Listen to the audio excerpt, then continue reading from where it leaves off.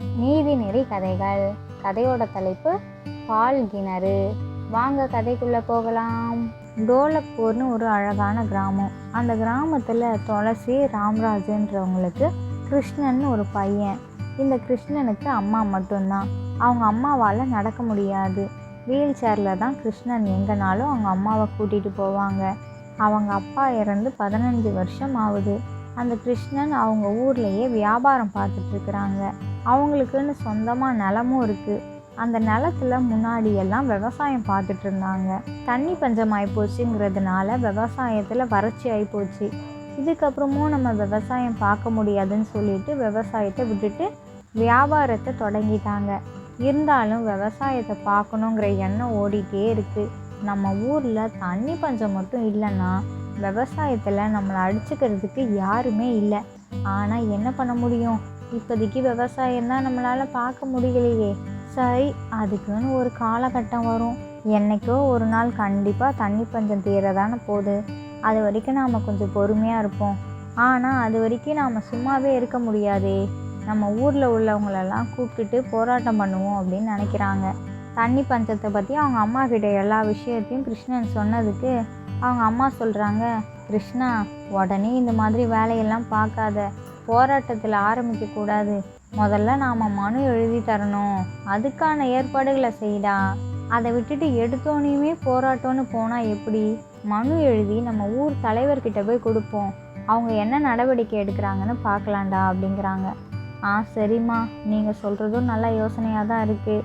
அம்மா, நான் மனு எழுதிட்டேன், வாங்க தலைவர் வீட்டுக்கு போயிட்டு வரலாம் அப்படிங்கிறான். வாடா போகலாம், என்னை கூட்டிகிட்டு போ, என்னை வண்டியில் வச்சு தள்ளிட்டு போ அப்படிங்கிறாங்க. அந்த ஊர் தலைவரோட வீட்டுக்கு போகிற வழியில் கிருஷ்ணனும் அவங்களோட அம்மாவும் கிருஷ்ணனோட சித்தப்பாவை பார்க்குறாங்க. என்ன இந்நேரத்துக்கு அம்மாவும் மகனும் எங்கே வெயிலில் போய்கிட்டு இருக்கிறீங்க? சாப்பிட்டீங்களா, சாப்பிட்லையா?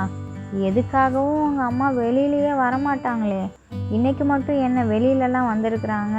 ஒரே அதிசயமாக இருக்குது. என்ன போராட்டம் பண்ண போகிறீங்களா அப்படின்னு கேட்குறாங்க. அதுக்கு கிருஷ்ணனு, என்ன சித்தப்பா இப்படியெல்லாம் பேசுகிறீங்களே? நானும் அம்மாவும் தலைவரோட வீட்டுக்கு மனு எழுதிட்டு போய் கொடுக்கலான்னு போய்கிட்டு இருக்கிறோம். போகிற வழியிலேயே நீங்கள் இப்படியா கேட்பீங்க? என்ன சித்தப்பா, நீங்கள் போய் இப்படி பேசுகிறீங்களே, நீங்களும் எங்கள் கூட வரீங்களான்னு கேட்குறான்.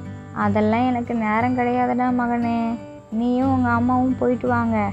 நீ விவசாயம் பார்த்துட்டு இருந்த, அதையும் விட்டுட்டு வியாபாரத்துக்கு வந்துட்ட. வியாபாரத்தை விட்டுட்டு மனு எழுதி தரேன்ட்டு போயிட்டுருக்குற. என்னத்தை சொல்கிறது? எனக்கு வியாபாரம்தான் முக்கியம். நீயும் உங்கள் அம்மாவும் என்னமோ பண்ணுங்க, கிளம்புங்க அப்படிங்கிறாங்க.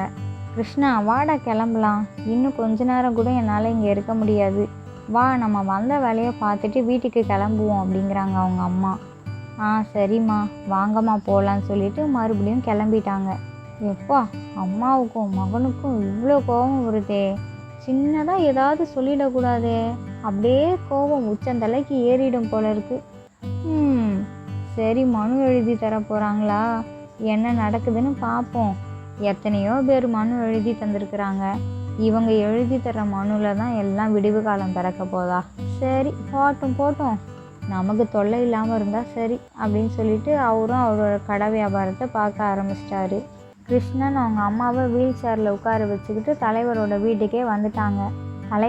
தலைவரையா, நம்ம ஊரில் தண்ணி பஞ்சம் ஏற்பட்டிருக்கே, அதுக்காக நீங்கள் எதுவுமே செய்ய மாட்டேங்கிறீங்களே. நீங்கள் ஏதாவது முயற்சி பண்ணிங்கன்னா தான் அதுக்கு ஒரு விடிவு காலம் பிறக்கும். ஏதாவது பண்ணுங்கய்யா, நாங்கள் மனு எழுதிட்டு வந்திருக்கிறோம். நீங்கள் தான் அதை சரி செய்யறதுக்கு ஏதாவது ஒரு தீர்வை ஏற்பாடு பண்ணி தரணும் அப்படிங்கிறாங்க. என்ன, நம்ம ஊரில் தண்ணி பஞ்சமா? ஆமாப்பா, நம்ம ஊரில் தண்ணி பஞ்சம்தான். என்ன பண்ண முடியும்? உடனே எதுக்குமே ஏற்பாடுகள் செய்ய முடியாது. கொஞ்சமாக தான் அதுக்கான வழிகளெல்லாம் செய்ய முடியும்.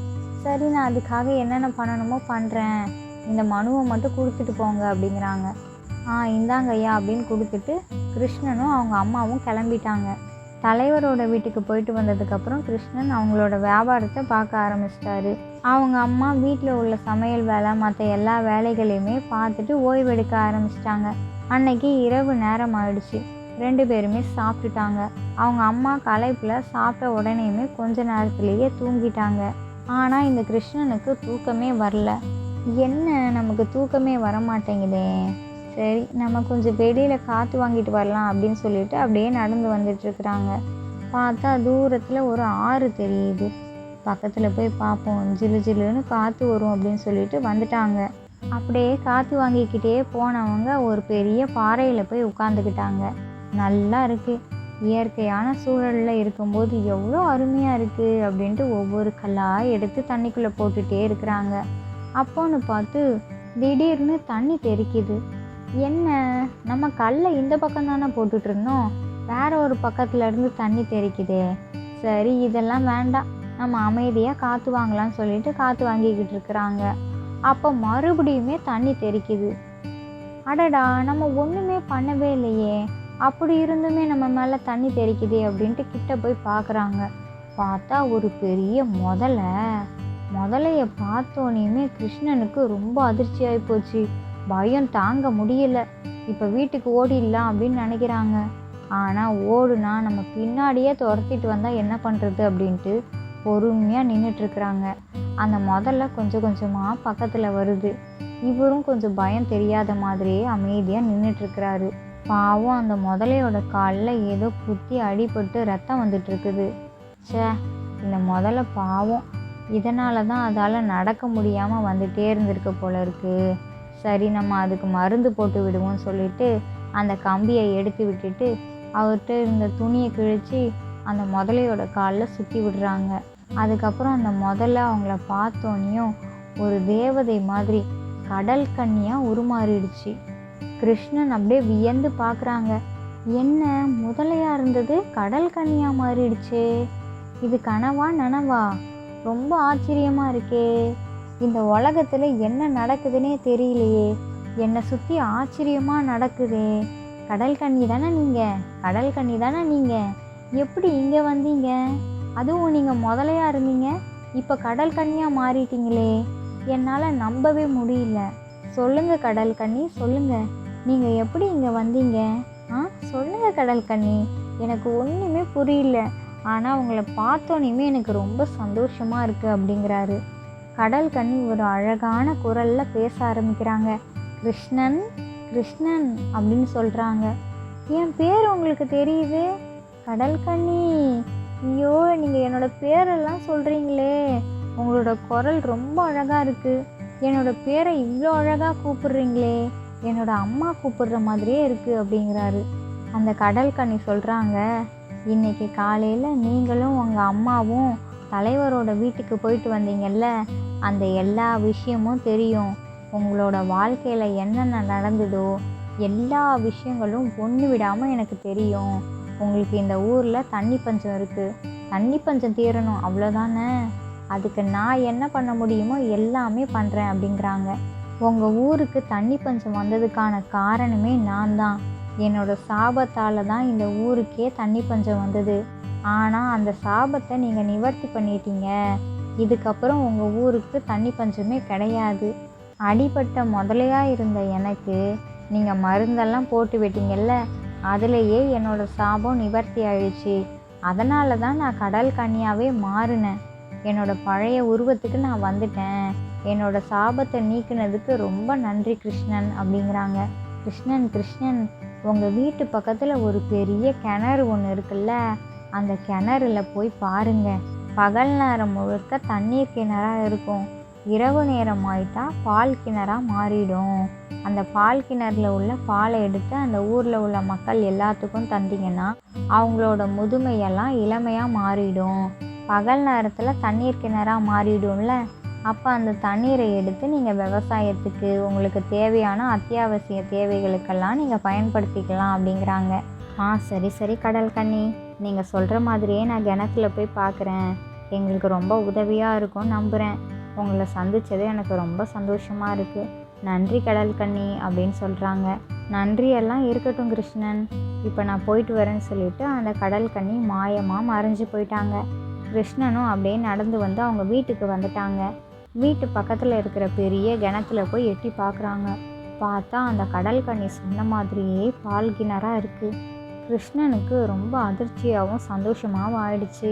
கடல் கன்னி சொன்ன மாதிரியே இருக்குதே, நம்ம இனிமேல் நம்மளோட கிராமம் ரொம்ப செல்வ செழிப்பாக இருக்க போகுது, எந்த பிரச்சனையுமே இல்லாமல் நல்லா இருக்க போகிறோம் அப்படின்னு நினச்சிட்டு அவங்க வீட்டுக்குள்ளே போய் ஒரு பெரிய வாளி ஒன்று எடுத்துகிட்டு வந்து அந்த வாளியை அந்த கிணத்துக்குள்ளே போட்டு தண்ணி இறைக்கிற மாதிரி பாலை இறைச்சிக்கிட்டாங்க. பால் சும்மா வெள்ளை வெள்ளையேன்னு பளிச்சுன்னு மின்னுது.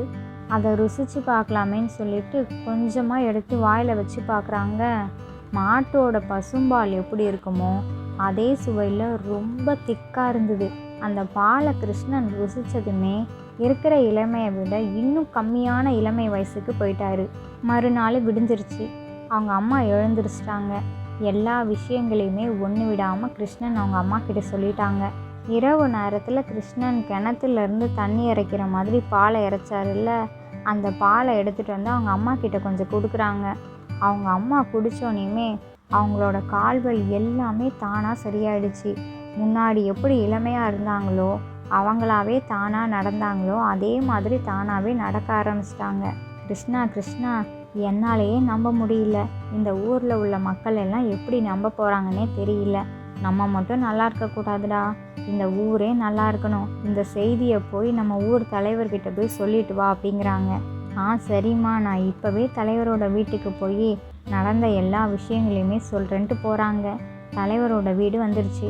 தலைவர்கிட்ட எல்லா நடந்த விஷயங்களையுமே ஒன்று விடாமல் கிருஷ்ணன் சொல்லிட்டாங்க. ஆனால் அந்த ஊர் தலைவர் நம்பவே இல்லை. என்ன கிருஷ்ணன், இப்படி ஒரு விஷயத்த சொல்லிட்டு இருக்கிற? தண்ணி பஞ்சம் தீரணுன்ட்டு நேற்று தானே நீ வந்து சொல்லிட்டு போன, அதுக்கு மனுவெல்லாம் எழுதி கொடுத்துட்டு போன. இப்போ என்ன திடுதுப்புன்னு இப்படி ஒன்று சொல்லிகிட்டு இருக்கிற? பொய்யெல்லாம் சொல்லாதப்பா, நம்புகிற மாதிரியா இருக்குது, இதெல்லாம் சின்ன பிள்ளைத்தனமாக இருக்குது அப்படிங்கிறாங்க. அதுக்கு உடனே கிருஷ்ணனு, நான் எதுக்கையா பொய் சொல்லணும், நான் உண்மையை தான் சொல்கிறேன். நீங்களே வந்து அந்த கிணத்துல என்ன இருக்குன்னு பாருங்கள் தலைவரையா அப்படிங்கிறான். சரி கிருஷ்ணன், அப்படின்னா நீ நம்ம பஞ்சாயத்துக்கு வருவாங்கல்ல, அவங்கக்கிட்டேயும் போய் சொல்லு, எல்லாருமா மொத்தமாக வந்து பார்க்குறோம் அப்படிங்கிறாங்க.